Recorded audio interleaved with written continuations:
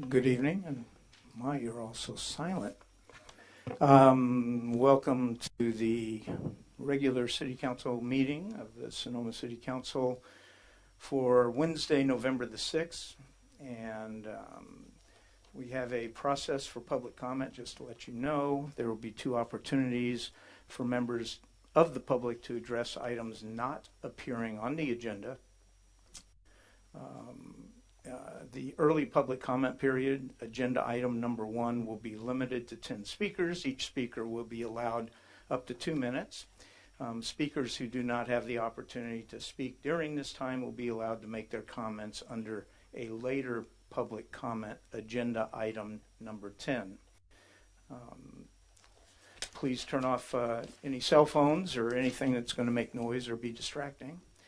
And join me in the Pledge of Allegiance as you may. Thank you. I pledge allegiance to the flag of the United States of America, to the republic for which it stands, one nation, under God, indivisible, with liberty and justice for all. All right, thank you.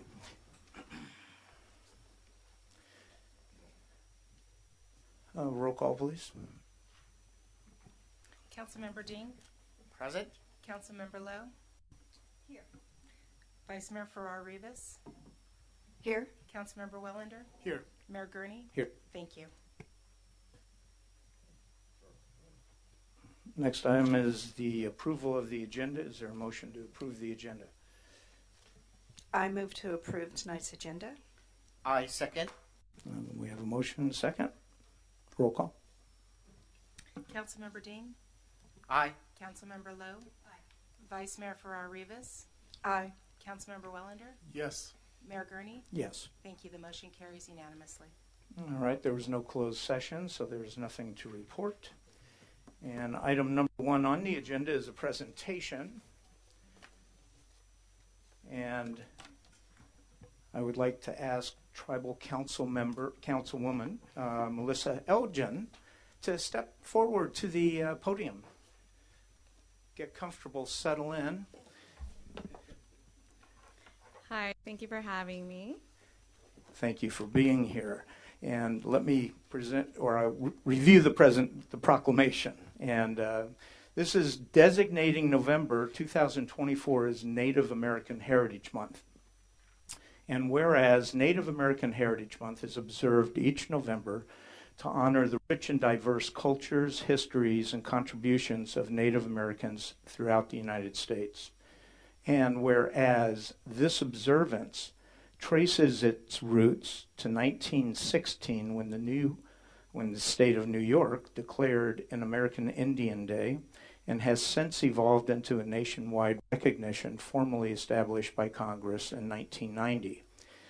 And whereas the city of Sonoma is located within the ancestral territory of the Federated Indians of Great Rancheria, descendants of the Coast Miwok and Southern Pomo peoples, who have lived in harmony with the land since time immemorial, nurturing its ecosystems and preserving their culture, heritage.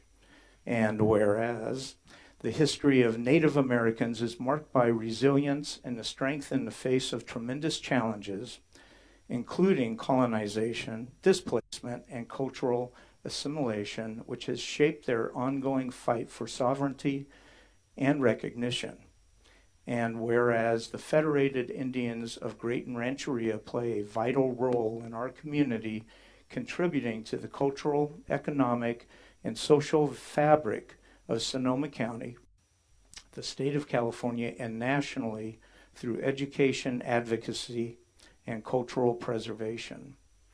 Whereas acknowledging and celebrating Native American Heritage Month promotes awareness of the injustices faced by Native Americans and fosters respect and understanding among all members of our community. And lastly, whereas the city of Sonoma is committed to inclusivity and values the contributions of all cultures that enrich our community.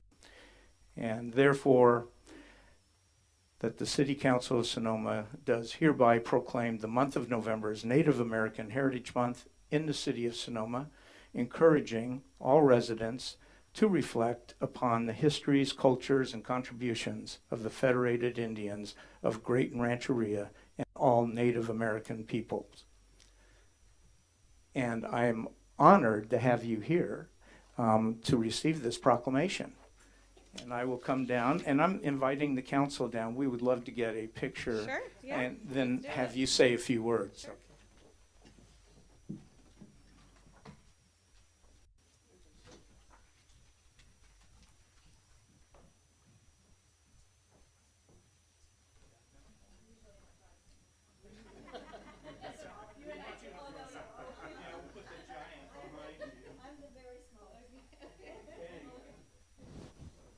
All right. 1, 2, 3. Thank you.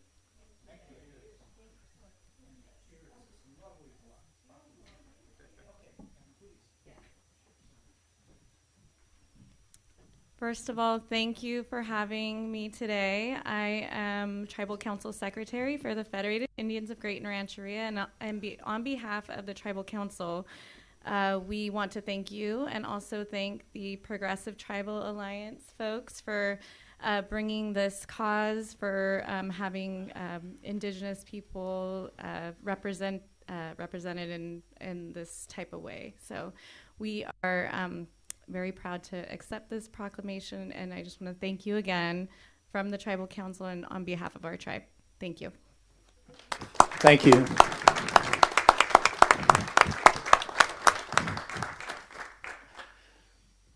All right. Next item on the agenda is item number 2, comments from the public on items not on the agenda. Do we have any speakers?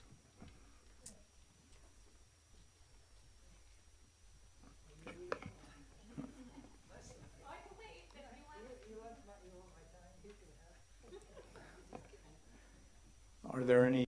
Yes. Would you like to address something not on the agenda? I hope so. All right, thank you. Armando Zimmerman, West Main Street. Number 1, I would ask the council to consider returning to the 3-minute per person if time allows. I know that this was changed recently because of the long lines and so forth, but that's just a request. Secondly, I dropped off a memo, copies to the council. And thirdly, about I guess the last discussion that the council was having at the end of the general plan update, there was some brainstorming going on about the land that's part of the Vallejo property and so forth, and some thoughts about, well, the city may be able to get some of that land from the state, and that's something I have no idea. I know it's turned out to be a disaster at SDC, but nonetheless, a while back, I was walking along during the rainy season, and a ranger was over there in a puddle, and we were talking, and the ranger said, "Hey, this is a seasonal wetland," and I said, "I know, I think it is because I live across the street, and there's a culvert that just carries a lot of water on." But at any rate, going back to last year sometime or whatever, the last time it rained a lot, the street along the sidewalk sprung a little leak. And the city came out, dug a big thing and whatever. Now, I can be corrected on this. Apparently, that leak was coming under the sidewalk onto Spain Street, and it was water pressure from the quotes seasonal wetland. So I would hope that if you haven't already, or if maybe you already know this, that maybe you would check with a geologist regarding that might be seasonal wetland. Thank you. All right, thank you. Perfect timing. Public comment, not on the agenda, right? Okay. Correct. All right. So thank you, Council and Mayor Gurney. I'm here tonight as a resident of Sonoma, the city of Sonoma, and I'm also wearing my school trustee hat. I have several comments that I'd like to make about the general plan, and I wasn't able to attend the study session, but I did watch it. I'm here tonight to urge the council to consider and address the age distribution of our Valley residents in the general plan. My vision as a city resident is for a vibrant community consisting of all age groups. And if you haven't looked at the census projections, we're an inverted pyramid heading towards one age group and only one age group. As you know, in a couple of weeks, the school board is going to be making a decision about closing schools in our valley. And we have been operating too many schools with too few students for too long. We've diluted our resources. We have a structural deficit. Some of our schools are operating at 52% of capacity. So the school age population in our valley has shrunk by 2,000 students since the high water mark in the late 1990s. And we have now a little over 3,000 students, and they're projecting that to fall by another 1,000 students by the end of the decade.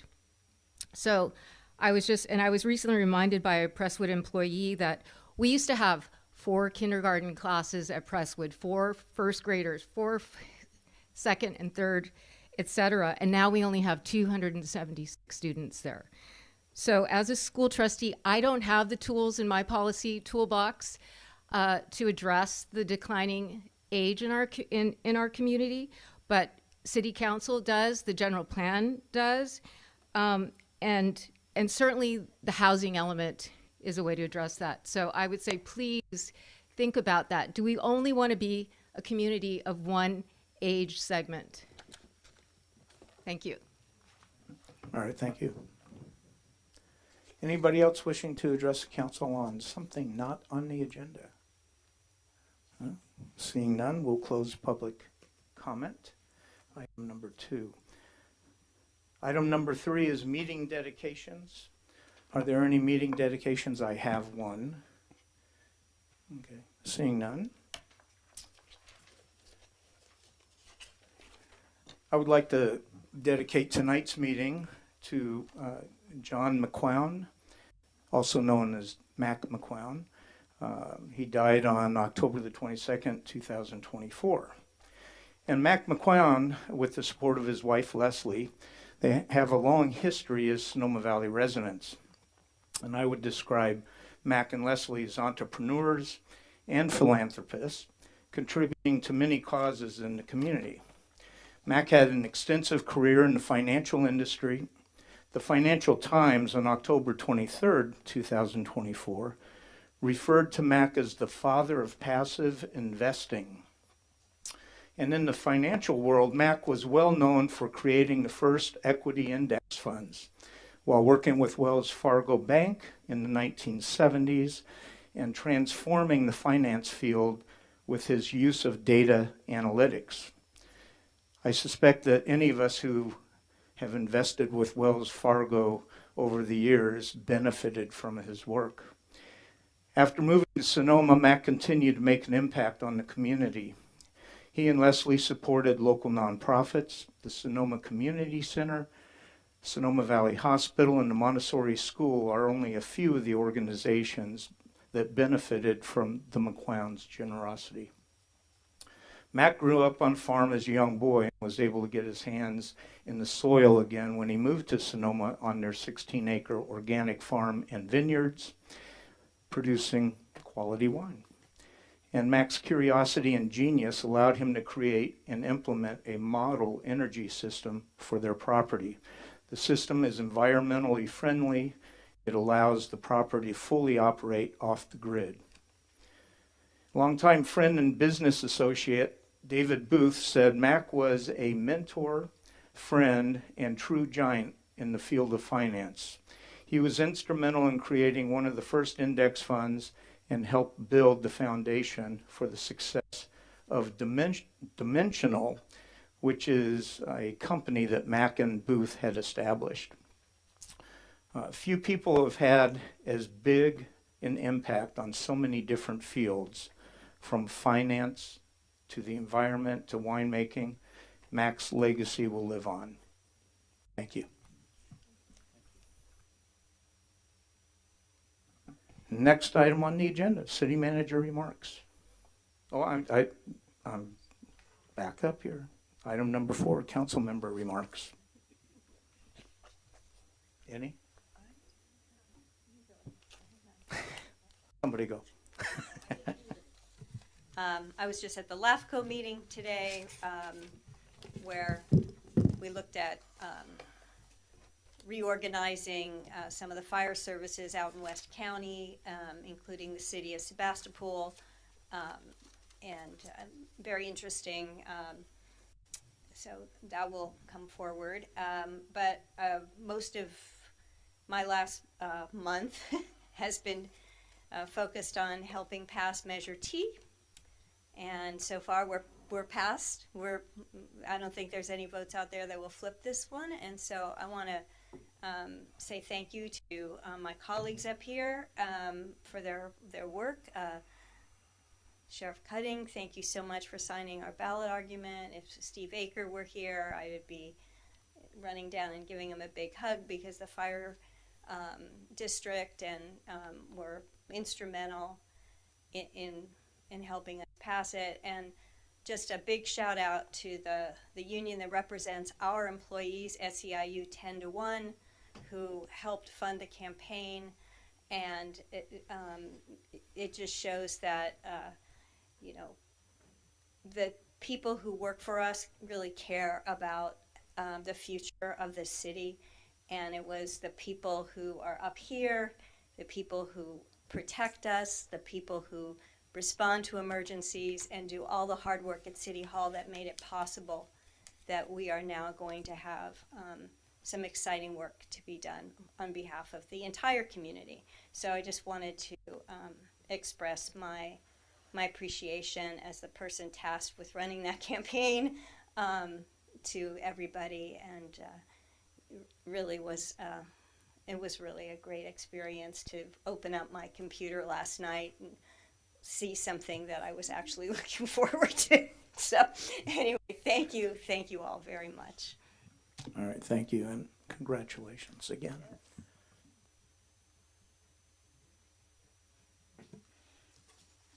Thank you, Mayor. Last Monday, October the 28th, I was attending the Sonoma Valley Groundwater Sustainability Agency. This is the last second in the meeting for this year.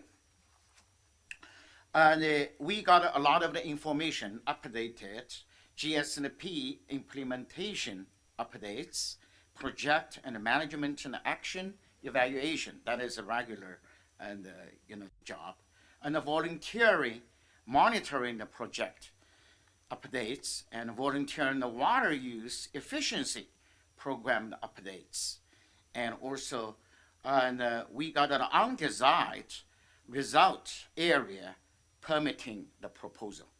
So as you know now, out in the valley, Sonoma Valley, roughly we have 2,000 wells.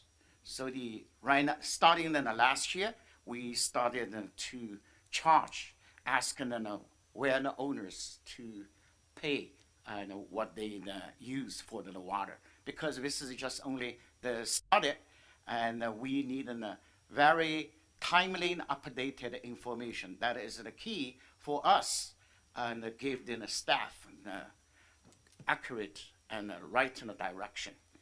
So that is my report. And also during our meeting, also we approved a volunteer flow and metering program work plan, and a contract approved as well. Thank you, Mayor. All right, thank you. Mr. Wallander? Thank you, Mayor. I did attend this past week the Water Advisory Commission meeting on Monday. Probably the greatest takeaway that particular meeting was the update on various capital improvement projects. I am continuing to be educated on the complexity of delivering water, down the valley and greatly appreciate what seems to be a very proactive group of professionals.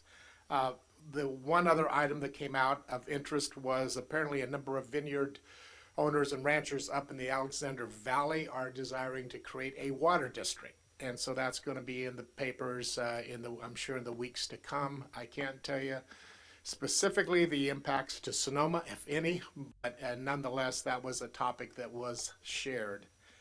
The other item that I think is of interest is I'm part of a group of people that would like being fostered by our current supervisor, Susan Gorin, the idea of having a large piece of sculpture put at that rather utilitarian and right now rather urban-looking roundabout that is being built down at the junction of 121 and 116. The good news is there's some excitement about it. The bad news is that it is Caltrans property. So it will be a long, protracted process. So, and that's my update. Thank you. Vice Mayor, please. Yes, so on October 23rd, I attended the meeting of the Sonoma Valley Citizens Advisory Commission. And at that meeting, 2 members of Permit Sonoma came to the meeting to present the work on the county general plan. And so I think it's something that I would encourage everybody in the valley and anybody in the city to start paying attention to the work that's happening at the county level as well as our general plan, but at the county level on their general plan, because it does encompass the valley and our, all of our good neighbors around the city of Sonoma. All right, thank you. It actually surrounds us. Yeah. Mhm. All right. No more comments from the council, so we will move on to city manager report. Great, thank you. A few updates. The first one actually is in contrast to the protracted Caltrans permitting process. The city has launched an express permitting process a week ago, and thanks to Jennifer and her team, is live now for residential projects, including re-roofing, HVAC replacements, water heater replacements, bathroom and kitchen remodels, electrical panel replacements. You can apply online, you put your information in there and get a permit immediately. So great work by the team to get that established and up and running. So please, if you're utilizing it, any feedback, or we'd like to hear it so we can keep it evolving. Another update, the ambulance that the city donated to our sister city, Caneve, has arrived in Caneve. Took a little while, and we had some dock strikes and other things to negotiate on the way there, but it finally made it. So they are extremely happy. There's a video out there on the Sister City website showing the ambulance actually driving to the hospital in Caneve, which is really nice to see. A quick update, we have another volunteer opportunity at one of our cemeteries, the Veterans Cemetery, on this Saturday from 9 to noon, just in time for Veterans Day, to help make sure that the cemetery is in great condition for that event. Also, we have our call for Day nominations that is open now. You can go to our website to get information about that. It closes on January 3rd, so you can go to our website and get information about how to do that. And then finally, I do want to acknowledge one of our one of our staff members was involved in on October 20th. It was a Sunday. You may have heard the horrible incident of a pedestrian that was struck by a vehicle at the intersection of 5th Street West in West Napa. Fortunately, that individual has got out of the hospital that they were sent to, so we're hopeful that it sounds like she's doing much better, which is good. But I wanted to give an update on one of our employees, our street supervisor, Tommy Plume. It was Sunday. He was actually on his way to the grocery store off duty. Noticed that she was in the street, but nobody had stopped, and people were driving around her, so he quickly jumped out of his car, took action, secured the site, made sure this victim was safe, and directed traffic until the first responders got there. And even after the first responders got there, he stayed and helped make sure that she was protected and helped out. So I want to acknowledge him and the work he did, quick thinking, and we're fortunate to have committed employees such as Tommy on our team, and so just wanted to make sure he was acknowledged. Thank you. Thank you very much. And now our city attorney report. I have no report this evening. Are you sure? I am. Okay. All right. Thank you. That takes us to item number 7, consent calendar. Yes, Just please. in regards to the online permitting, I don't think we can emphasize enough how exciting that is, moving us into the 21st century. It's like, this is great. So I just wanted to thank everybody for doing that, and it's not a little thing. It's a big deal to be transitioning that way. Good job. Thank you. Thank you. All right, so the consent calendar, all items on the consent calendar will be considered to be routine and will be acted upon a single motion.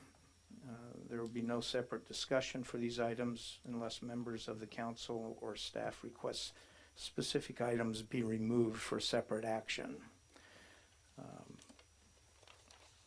Council members?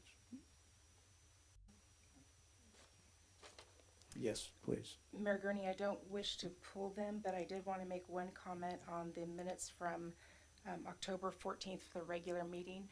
On item 9.5, unfortunately, we noted the vote incorrectly, so we will be updating that to reflect the accurate motion of the council. The vote was actually 3-2, so we will be changing that. So you can go Okay, through that change. and which date was that? On the October 14th Okay. regular meeting on item 9.5. All right. So is there a motion to approve? I move approval with the amendments that will be added to the minutes. I'll second that. Motion second. Roll call. Councilmember Dean, Aye. Councilmember Lowe, Aye.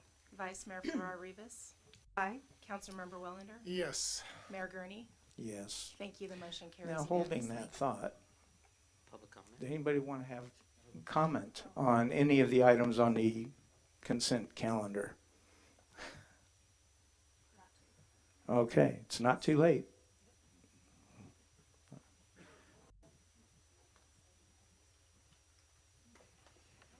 Ms. Gates, are you commenting on the consent calendar, or? I have no comment. All right. Okay, then the motion and roll call stands.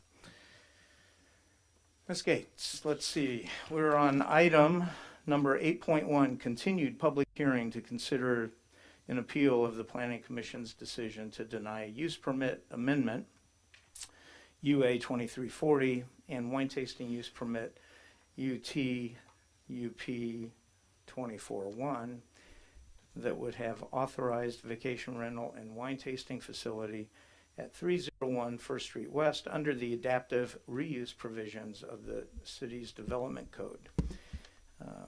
Ms. Gates. Thank you, Mayor and City Council. I'm Jennifer Gates, Community Development Director. And I am going to just give a very short presentation, just bring us to today. So at the last meeting on October 21st, there was an amended project presented, and it included a wine tasting use permit for the Stone Edge Farm Tasting Room to be moved to this location, and also the withdrawal of that vacation rental appeal. And City Council at that meeting directed staff to provide an updated resolution and conditions of approval with that understanding to approve a wine tasting use permit along with the use permit for that under the adaptive reuse ordinance only, so no vacation rental. On October 28th, the applicant provided a revised floor plan and a narrative what's received, and those have been provided to you in the staff report. So the revised conditions of approval and resolution are before you. On this slide, you see a summary of some of the main conditions of approval that have been brought up during conversations that at that meeting, and also during the concerns raised from the public. So the first is just to clarify that the retail and the wine tasting will be on the lower level interior only, 11 to 6 p.m., 6 days a week. The wine tasting will be only for invitation only and appointment events. The invitation only events will be from 11 a.m. to 9 p.m., 6 days a week, 18 times a calendar year. The kitchen will be for employees only, and that no food shall be prepared for in the break room or a kitchen for the public consumption, except for the snacks incidental to the wine tasting. The swimming pool is limited to the residents and guests of the Cooperage Ice House second floor residents and ADU only. They will be meeting the 2 bike parking spaces that are required. No outdoor seating, special events, or amplified sound as related to the commercial events will be allowed. And then further use of the property for short-term vacation rental purposes will be prohibited. So that's the highlights of the conditions of approval. There are additional ones just in regards to the permit itself. And the recommendation from staff is to move to adopt the attached city resolution, which is a resolution of the City Council affirming in part and denying in part the appeal of the Planning Commission's decision on May 16th that denied the amendment to the use permit.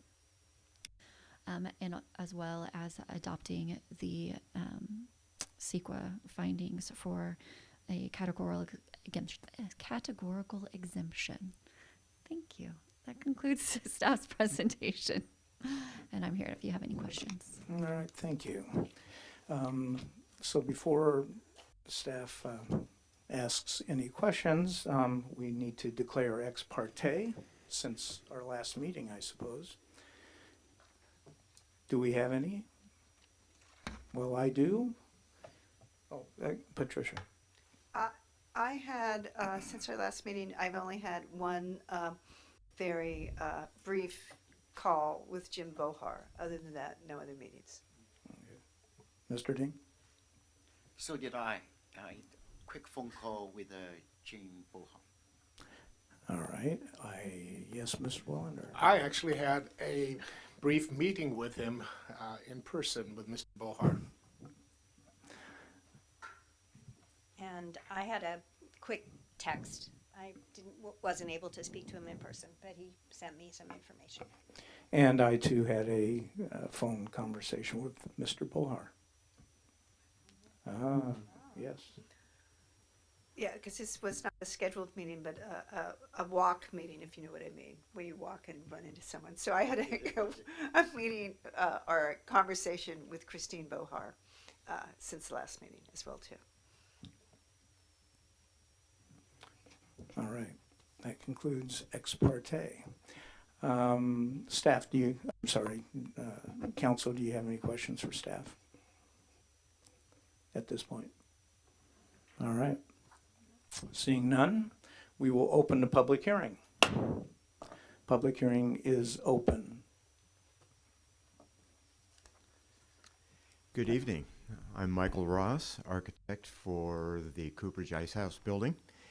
And I want to thank you for approving the appeal for the Stone Edge Farm wine tasting use permit. And we are confident that this quiet indoor use will be a great neighbor and sensitive to the neighborhood concerns. And we believe this beautiful historic stone building represents the quality of wine, the vision of its founder, and the brand perfectly. We think that there's a congruency between the quality of the product and this building, and we're thrilled that we have the ability to move the wine tasting room there. We reviewed the proposed conditions of approval and take no exceptions to the requirements, and we hope for your approval tonight. And also here this evening is Dorothy Cicchetti, General Manager of the Stone Edge Winery, who will speak to her understanding on the sensitivities of the neighborhood and her ambitions for the operations at the wine tasting room. I want to thank you for your considerations and all the input that we received from this process, including all the neighbors.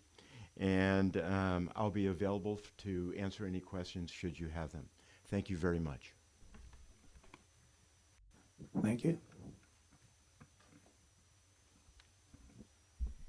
Hello, I'm Dorothy Cicchetti with Stone Edge Farm Estate Vineyards and Winery.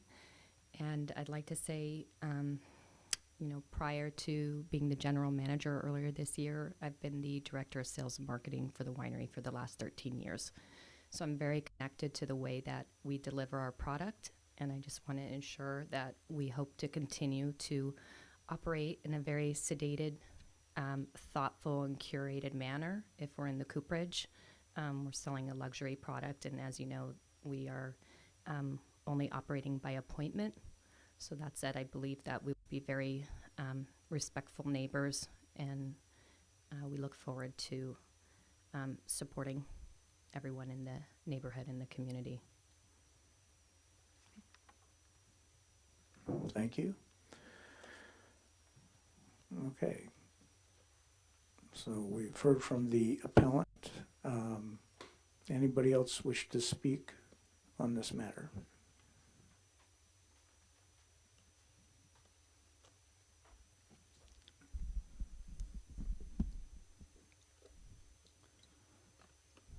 Evening, council members and staff. I'm Jim Bohar. I live at 299 First Street West, just down the street. We're adjacent to the Ice House project. This has been a long process for everybody involved here. It's been almost 7 months. We really have the hope that the residents and the Stone Edge project become good neighbors after this long process. There's been a little bit of rancor to it, but we hope to be good neighbors. Some of the things I'm going to say are perhaps a little technical, but I'm just from my experience as a planning commissioner for a time and having done a little bit of research. I'd ask you to review Section 1E of the Ice House Conditions of Approval. It states only events, wine club events, marketing lunches, and winemaker dinners. There are no limitations that are set in the conditions of approval for these. There's no limitations on the size. Having an unlimited number of attendees in 2,500 square feet which is dramatically larger than an existing wine tasting room in town. These events could cause unintended consequences: congestion, noise, parking, all the requirements surrounded around having meals, catered food, in and out, deliveries, and so forth. As a result, there's no reliable estimate of the increased intensity of use on the surrounding residentially zoned property. This may question the important code requirement of the council decision on findings of an acceptable neighborhood compatibility. I believe that these limits, in order to affect this process, should be on this document of conditions of approval and in that section 1.E in order to be effective. There's been some discussion, perhaps speculation, about the fire department having a limit on the use here. I've had some experiences. I talked to Steve Aker, the chief's operations manager, Trevor, and according to Trevor, the fire department deals only with fire safety issues. They have no jurisdiction or control over land use issues involving dining and drinking. He tells me that that's really a city requirement. And I suggest that someone contact the fire department and get some clarity on this issue. I know it's late in the game to be doing this, but it seems like important. So I request the council members put some reasonable limits on the number of people attending these events. Thank you very much. Good evening. Thank you.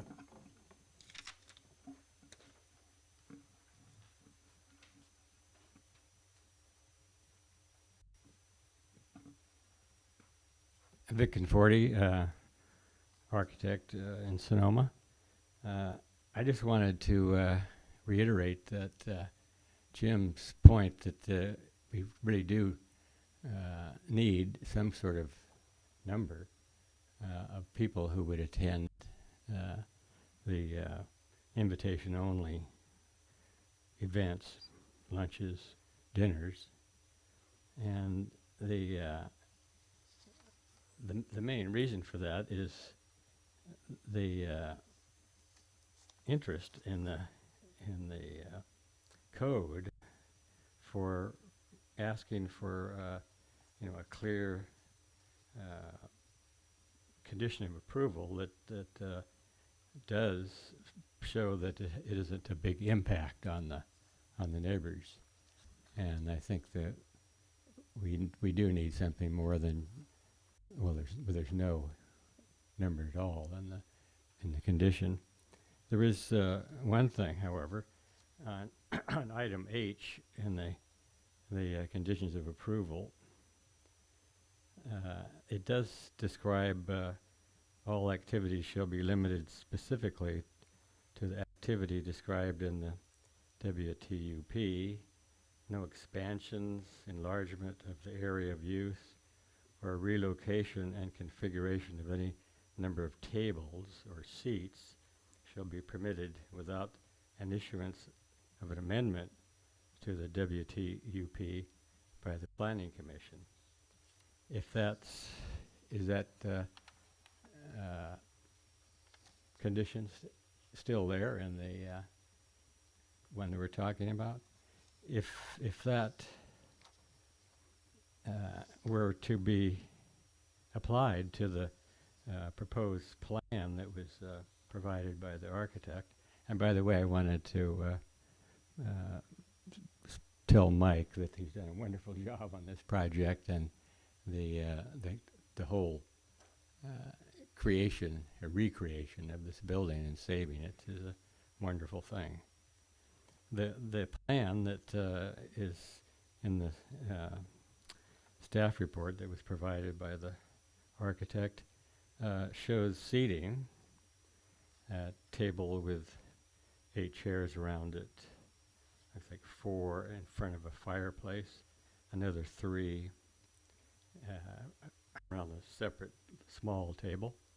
And if that were the number of seating, and that cannot be changed without having seating without issuance of an amendment, that would be a more than adequate limit. It'd be 15 seats. And if the conditions of approval, as I understand them, that appears to be what would happen with the current conditions of approval, but that needs to be explicit. Thank you. All right, thank you. Anyone else wishing to speak on this matter?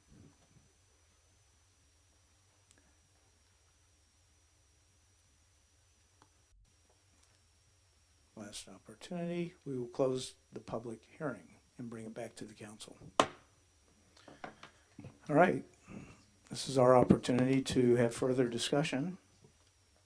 Mr. Wallander. Would it be possible to bring the appellant back up just for a question based upon some public comments? I believe so. I'd like to request that, please. Actually, I would prefer Dorothy. Okay. No offense, Mike. Recognizing that you've been operating as a wine tasting room in another part of the town, and I trust you've had special events by invitation only. Can you give us just a little bit of description of the history of these past events?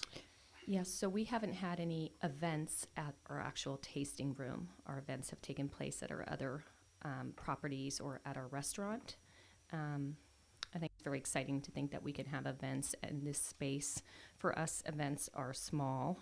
The frequency, I would say, is more quarterly. I wouldn't say every week, quarterly, biannually. I think we would, want to, most of our events would be during the day if we're having a winery event. I would say small. Not so much dinners. We kind of do that at the restaurant. I think if everyone knows, we're opening a restaurant that's open to the public starting in December, which is very exciting. So any of our dining events would take place there. So this would be more of a curated kind of private event for maybe one of our members that we would be looking to do, and that would take place during the day. So I think we'd want to keep that number probably below 24, 36 max. I think we need to be mindful of the space that we're also operating. You know, it's a beautiful space, and we certainly would want to have it. It depends if it's seated or standing. So most of our events tend to be more reception style, but intimate. I hope that answers questions, and we can certainly negotiate that too. Yes, thank you. Okay. Anybody else have? Mr. Dane? I think the number. Mike? Oh, sorry. The number in the 24 to 36, based on my experience, my calculation, that is a very reasonable, very conservative. Because usually, if the seating usually need 30 square feet, and the standing usually is 15 square feet.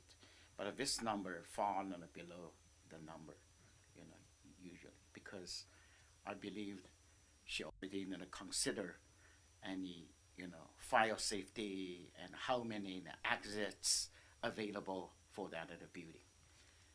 So and also I would like to hear our staff make the comments for this 24 to 36.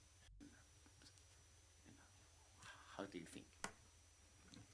Well, before we have you come up and answer one-offs, let's maybe get all the comments from the council, and then we can have you respond to that. Patricia? Well, I think that one of the things that we want to think about is whether or not, if we put a number on that, how that would actually be enforced, or who would be responsible for doing that. So my tendency would be to say that there's not a specific number, looking at the space and looking at the type of events that they do, that if it's going to run, 24 to 36, I would be a little uncomfortable putting an exact number there, because I don't think it's possible to actually, monitor it, or, how would you do that? Who would do that? And I just think that everything that they're coming forward with, and the type of events that they're talking about doing, are generally very small. And I know that there could be additional traffic, but there is a parking lot across the street for parking, and certainly if people come for events, they could be told about where to please park there versus parking on the street. There's ways to help ameliorate some of the concerns, and I think the efforts that the applicant is putting forward to really move for this being very congenial, I think would really be the main thing that we're looking for, and not for a specific number. Thank you. Ms. Lowe? I agree with Vice Mayor on this. I noticed that there's a sign there. I believe that's put up by the fire department, right? So there you go. And we have those standards, and I don't want to get into, I think if we open that door, then we're going to be micromanaging everybody's tasting room and restaurant and whatever. And what I think we really want to be doing is encouraging people to be successful and to bring us good projects, be good neighbors. And I'm convinced that all of those conditions are met by this particular project. Thank you. And I concur with Ms. Lowe and Ferrara Rivas, both. And the other thing that, we're here on two sides of an argument. And if the neighborhood had sat down with Dorothy, I'm sure that people could come to terms without government having to be involved. I could be wrong, but I'm pretty sure they could, and especially on this matter. As I told Mr. Bohar, in my experience in government, everybody thinks worst case scenario. And I can't think of a time when that worst case scenario ever came to fruition. And I think if some crisis occurs, then we'll be talking about this again. But I think we need to give people the ability to operate a business in a reasonable manner, and I think the use permit does that. So that's kind of where I'm lined up. Mr. Bohard? May I ask a question at the podium, please? Yes, we'll make an exception, but this is, please. I think your suggestion was certainly a reasonable one that we would have been open to talk to Ms. Cicchetti about this issue. I just want to make a point that this has not been the case over the last 6 years. I'm afraid the applicant has never done any outreach to the neighbors. I met Mrs. McQuan accidentally last week in front of the building, but they've never talked to any of the neighbors in 6 years, and we're just not in the habit of doing that. I certainly agree that if we'd had some conversations over the years, it probably would have done that as a normal thing, but that's the way we are, and we'll just have to deal with the situation we're in. But I appreciate everybody's comments. Thank you. Okay, thank you. All right, so the matter is with the council now. Is there a motion? I move approval of the resolution. Is there a second? I'll second that. I have a motion and a second. And I think I checked all the boxes, didn't I? Somewhere along the way. Roll call. Councilmember Ding, Aye. Councilmember Lowe, Aye. Vice Mayor Farrar Rivas, Aye. Councilmember Wellender, Yes. Mayor Gurney. Yes. Thank you. The motion carries unanimously.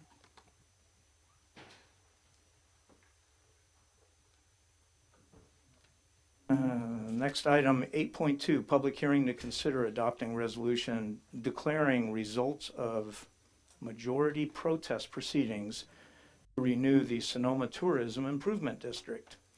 Mr. Gillen. Yes, thank you. This is the public hearing, and I've asked, we are going to have a quick overview of the item. She's on. Okay. By Carson, who is the consultant who is helping develop this TID. She's on Zoom, and she's going to give a quick overview of the project, what it is, the action here is before you tonight, and what happens if you do vote on this item tonight. So I'll turn it over to you, Carson. Great. Thank you so much, David.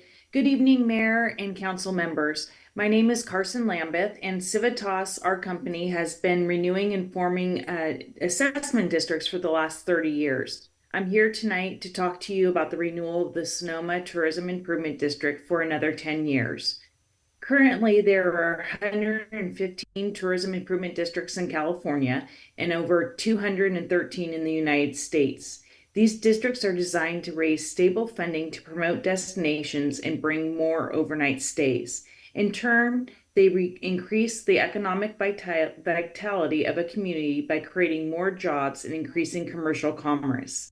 These districts are formed pursuant to the 1994 Property and Business Improvement District Law and have to benefit those that pay the assessment.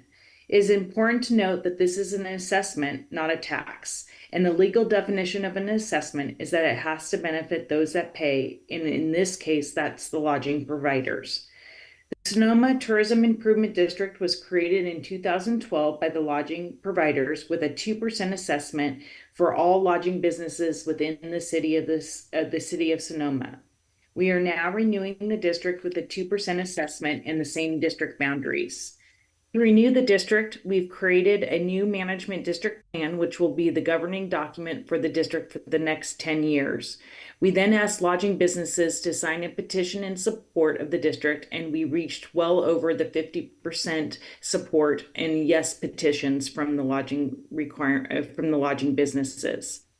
After the resolution of intent to renew the district, we mail notices to all the assessed lodging businesses, notifying them of the City Council hearings.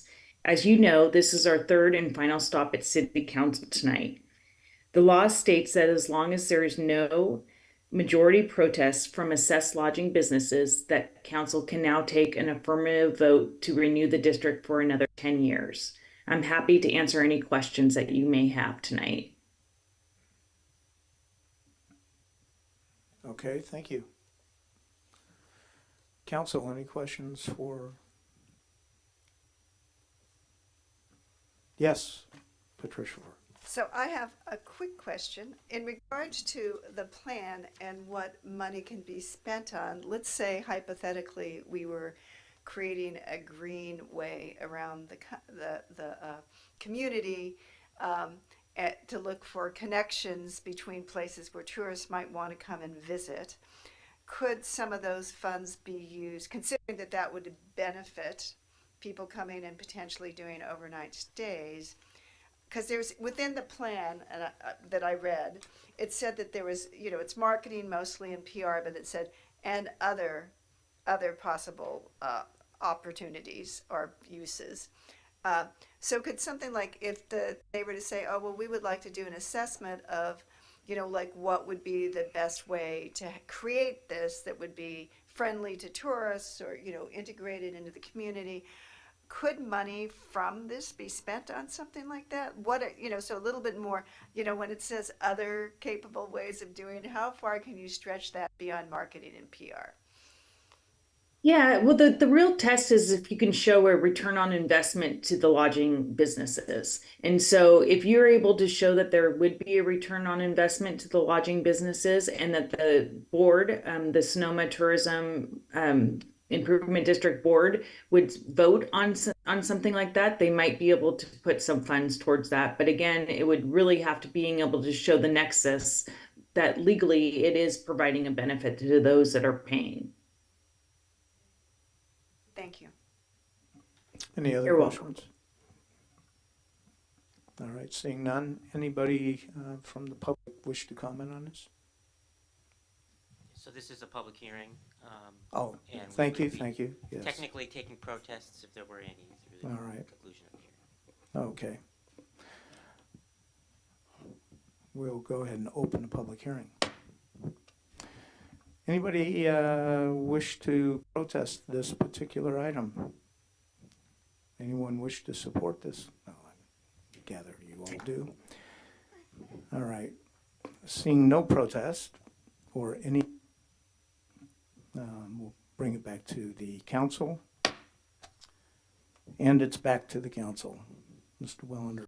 I would just like to have, again, clarity. I believe I heard that this is an assessment and not a tax, and then if that's true, it isn't our money. And I'd just like that to be go on the record. Thank you, Councilmember Wellender. All right, any other comments? Mr. Ding? Also, I would like to take this opportunity when we in review for another 10 years, just express our gratitude to all the business involved in the party, including the hotel and owners and our marketing and specialists, that's visitor bureaus. You did a great work, and the people come to Sonoma, and you are just there under the window. They look at they see the Sonoma and through your windows. So very much appreciate it. And also, we want to hope you are making full use of each dollar you collected from our visitors. Thank you so much. Successful in next 10 years. All right, thank you. And I will say that I sit on the Tourism Improvement District, and I've actually had past 2 years, had the opportunity to see them in operation and how they manage these funds. And I can attest to the fact that they make investments in the interest of generating tourism. And that tourism then generates revenue for the city if we're lucky. And so it's a pretty good partnership. And I support this. Anybody else comment? Seeing none, I'll entertain a motion. I will take the motion to approve. Second. Okay, we have 2 seconds and a motion. Roll call, please. Councilmember Dean. Aye. Councilmember Lowe. Aye. Vice Mayor Farrar Rivas. Aye. Councilmember Wellender. Yes. Mayor Gurney. Yes. Thank you. The motion carries unanimously. All right. Thank you for joining us tonight. Thank you so much. Have a good night.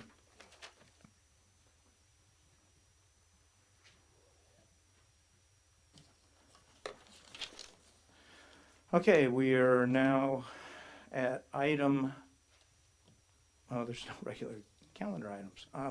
Item number 10, second comments from the public. Anybody from the public wish to address the council? Seeing none,